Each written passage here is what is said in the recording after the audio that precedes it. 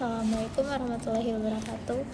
I'm Syangfi Fatima and I'm from English Language Education Study Program, Class A1. Today I will discuss about idioms, especially types of idioms. Jadi yang pertama itu ialah pengertian idioms. Idioms ialah sebuah singkatan atau frasa yang maknanya tidak dapat diterjemahkan secara harfiah, melainkan memiliki makna khusus yang dipahami oleh penutur asli. Idiom sendiri tipenya terbagi menjadi 6. Yang pertama berdasarkan makna. Berdasarkan makna sendiri terbagi menjadi 2 lagi, yaitu idiom metaforis dan idiom literal. Idiom metaforis itu idiom yang menggunakan metafora atau perumpamaan.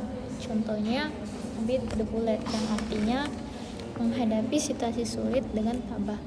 Terus yang kedua itu berdasarkan makna tadi ada idioms literal. Idioms literal itu yang lebih mendekati dengan maknanya. Contohnya hit the nail on the head, artinya tepat sekali. Terus yang kedua ada berdasarkan fungsi. Berdasarkan fungsi terbagi menjadi 2 juga. Yang pertama idiom deskriptif dan idiom tindakan. Idiom deskriptif itu menggambarkan suatu situasi, contohnya a blessing in disguise, berkah tersembunyi. Terus yang kedua idiom tindakan mengacu pada tindakan atau perilaku tertentu, contohnya kick the bucket, yang artinya meninggal dunia. Terus yang ketiga berdasarkan struktur. Berdasarkan struktur terbagi menjadi 3 lagi. Yang pertama idiom berbasis kata kerja yang berpusat pada kata kerja, contohnya break the ice, memulai percakapan. Terus yang kedua berbasis kata benda yang berpusat pada kata benda, contohnya a piece of cake, sesuatu yang mudah. Terus yang ketiga idiom berbasis kata sifat yang menggunakan kata sifat, contohnya out of the blue, yang artinya tiba-tiba. Yang keempat berdasarkan konteks. Berdasarkan konteks terbagi menjadi 2, yaitu idioms budaya.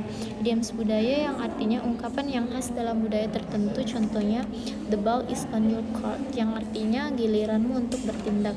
Terus yang kedua idioms peribahasa yang berdasarkan konteks tadi, yang artinya idiom yang juga berfungsi sebagai peribahasa, contohnya when in Rome do as the Romans do, yang artinya sesuaikan diri dengan budaya setempat.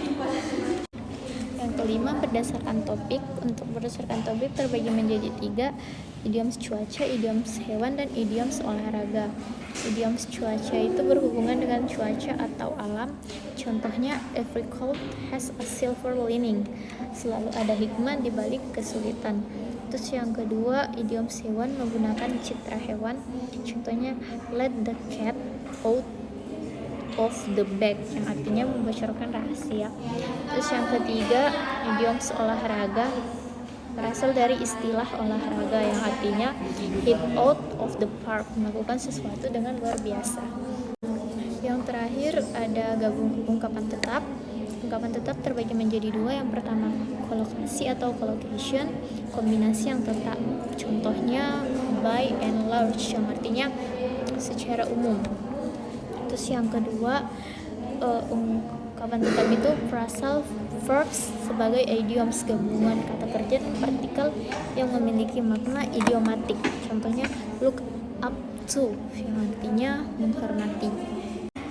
Oke, sekian dari materi diskusi yang saya paparkan. Mohon maaf bila ada kesalahan. Wassalamualaikum warahmatullahi wabarakatuh.